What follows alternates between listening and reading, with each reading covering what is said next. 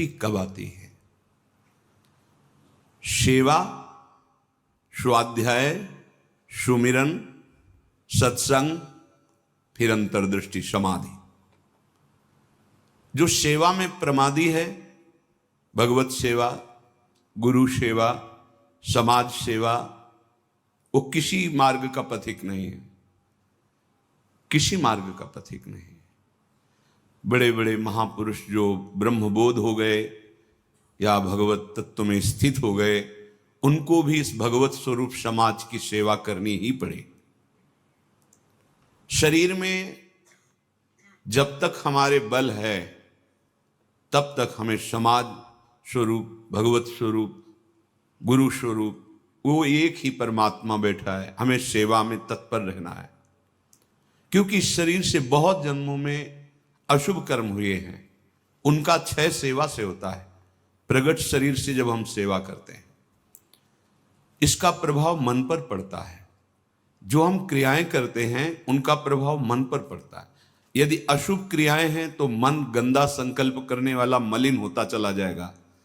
शुभ क्रियाएं हैं तो थोड़ा पवित्र होता जाए। लेकिन आपकी शुभ अशुभ दोनों से परे क्रियाएं भगवत स्वरूप, तो आपका मन भगवत स्वरूप हो जाएगा। तब अंतर्दृष्टि खुलती है, एक एक इंद्रिय परम पावन हो जाती है।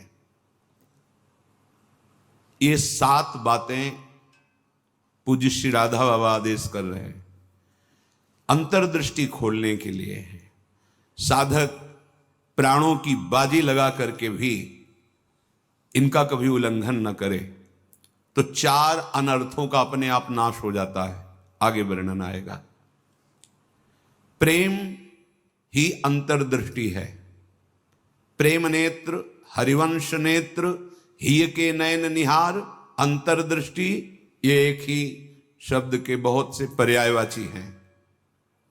प्रेम नेत्र कह रहे, प्रेम न बाड़ी नीपजे, प्रेम न हाट बिकाए, राजा परजा जेहि रुचे, शीस दे ले जाए। समझो, प्रेम ये बाजारू वस्तु नहीं कि खरीद लोगे पैसा देके। प्रेम ये ऐसा नहीं कि खेती बाड़ी है आप मेहनत करके इसे उपजा लोगे, नहीं। बोले चाहे राजा हो या प्रजा हो, जिसे भी प्रेम चाहिए शीस दे ले जाए। नारायण अति कठिन है, हरि मिलन की बाट, या में पग पीछे धरे, प्रथम शीस दे काट। प्रथम शीस दे काट, शीस दे ले जाए, इसका क्या भाव होता है? अहम का समर्पण, बिका हुआ मैं हूं, मेरी कोई इच्छा नहीं, मेरी कोई चाह नहीं, अब जो ही कहें करें हम सोई, और जैसा वो करते जोई जोई प्यारो करे, सोई मुझे भावे।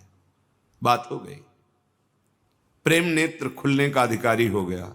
ये अहम ही तो नचा रहा है। ये कभी वैराग्य में बैठा लेगा, कभी तपस्या में, कभी भोगों में, कभी प्रमाद में। इसके अनुसार थोड़ी भूमिकाएं बनती हैं भक्ति की या ज्ञान की। आचार्यवाणी, गुरुवाणी, उनकी आज्ञा अनुसार चलने पर हृदय में भूमिकाएं जागृत होती रहती हैं। ये अहंकारी देहाभिमानी सुधरना ही नहीं चाहता, मनमानी आचरण करना चाहता है।